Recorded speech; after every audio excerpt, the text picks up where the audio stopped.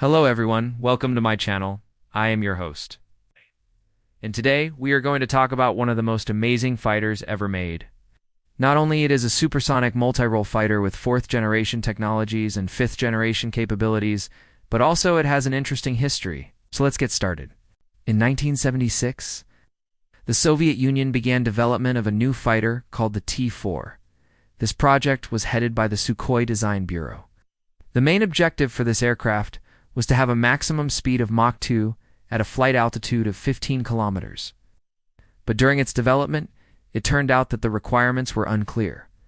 What kind of fighter was it supposed to be? Interceptor, attack, or reconnaissance? With variable thrust vector control engines and the possibility of supercruising without afterburners, the Design Bureau decided to make a fighter capable of performing all types of combat missions, including air superiority, offensive and defensive counter-air operations, air support, and even some strike missions.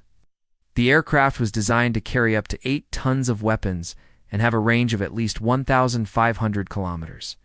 That's when the project received the name of Sukhoi Su-35. The first prototype took off into the sky on May 1988, with Sergei Morgunov as the test pilot. And since then, the plane has been through many tests in different climatic conditions, from the sweltering heat of the Egyptian desert to the freezing cold of northern Russia. During these tests, the pilots noted the excellent handling of the aircraft, despite its massive dimensions. It was agile and responsive like a much smaller fighter. In addition, the engine thrust vector control system allowed the pilots to perform various aerobatic maneuvers, without losing speed and altitude. At the Paris Air Show in 1993, the Su-35 made a stunning impression on the audience with an air show performed by famous test pilot Vladimir Pugachev. The fighter demonstrated its incredible maneuverability, including the famous Pugachev's Cobra maneuver, which consisted of a vertical climb followed by a somersault and inverted flight. It looked like magic and left spectators spellbound. Although there were no orders for the Su-35 from foreign customers, Russian aviation fans were already in love with it. However, the collapse of the Soviet Union led to the loss of state funding for the project, and its future became uncertain. But Sukhoi Design Bureau continued working on their brainchild because they believed in its potential.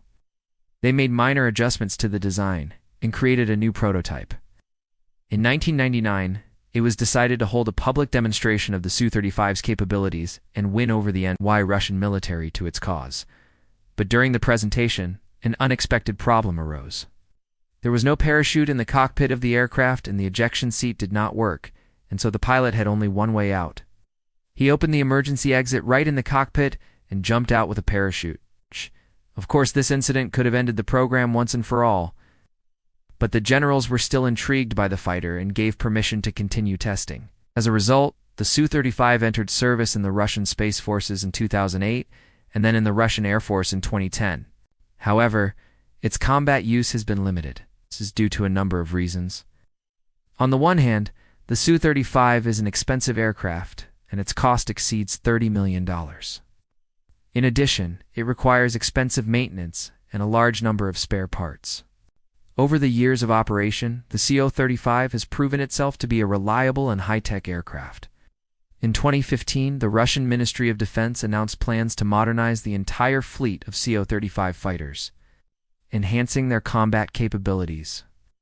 These upgrades included incorporating the latest electronic warfare systems, improving the aircraft's navigation and targeting systems, and increasing the range of its air-to-ground missiles.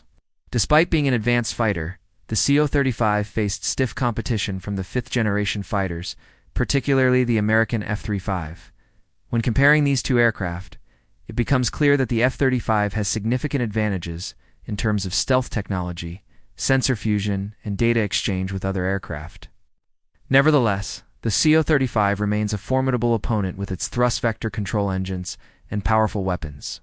On April 11, 2016, the United Arab Emirates became the first country to order 24 Su-35 fighters from Russia, making them the first foreign operator of this aircraft.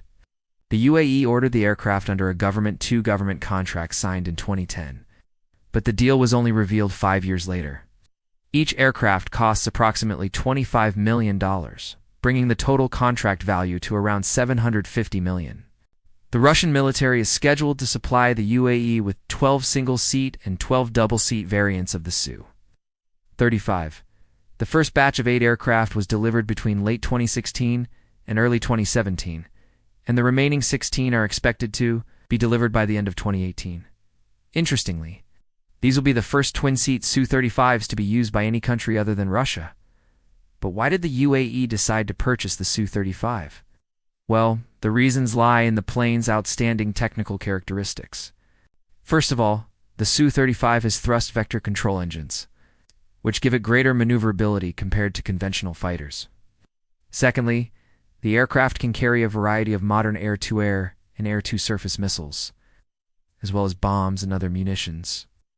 It also has an onboard radar and electronic warfare systems that provide it with detection and targeting capabilities. Lastly, the Su-35 can perform all types of combat missions, including air superiority, ground attack, and reconnaissance. While the Su-35 is an impressive aircraft, it faces challenges in competing with modern Western fighters, such as the American F-16 Block 50 and Block 60, which are also in service with the UAE. These fighters were built specifically for desert operations and have undergone rigorous testing to ensure their suitability for hot climates. Moreover, the F-16s have a longer service life and lower maintenance costs compared to the Su-35s. Despite these challenges, the Russian manufacturer claims that the Su-35 is superior to the American F-16 in terms of flight performance, weaponry, and avionics. Only time will tell how these two fighters will fare against each other in the skies of the Middle East. There are currently about 90 Su-35s in service with the Russian aerospace forces. The estimated production cost of one aircraft is between $25 million and $30 million. Recently, the Russian military has begun receiving the latest batch of Su-35s for 2022. These fighters have improved electronic warfare and are designed to counter drone threats.